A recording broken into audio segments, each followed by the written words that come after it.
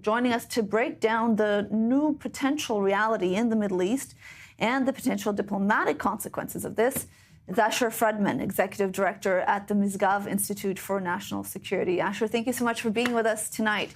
The war and the subsequent ceasefire between Israel and Iran and the role of the U.S. in all of this has really shaken the region and created perhaps a moment of opportunity for Israel. How has this made Israel look to potential friends and foes in the region?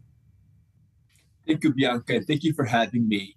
There's no doubt that the new reality in the region creates tremendous opportunity and potential for expanding regional cooperation between the countries of Abraham Accords and beyond. Just yesterday, the Misgav Institute launched a new podcast, Mideast Horizons, and we interviewed former U.S. National Security Advisor, Ambassador Robert O'Brien. And he suggested that in light of the new realities, it might be that not just Saudi Arabia may join the circle of peace, but even additional Gulf countries like Oman, or he even suggested Qatar. Qatar, which has always been balancing its relationship with Iran, may now take the opportunity to move closer to the West and away from its traditional support for the Muslim Brotherhood and for terrorist groups like Hamas.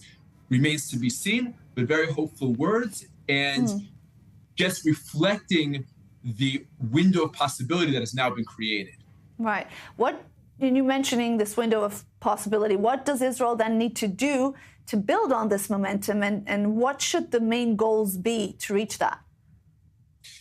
We can't ignore the fact that the last 20 months of fighting has created bilateral tensions and a negative public opinion in the region. We should recognize that.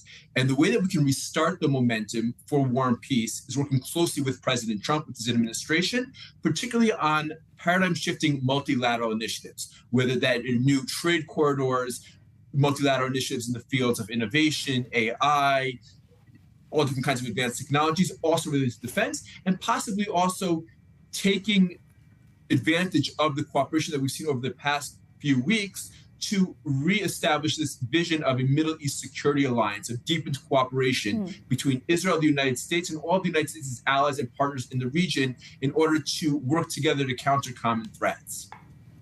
All right, Asher Fredman from the Misgav Institute, thank you very much for your input and for joining us tonight.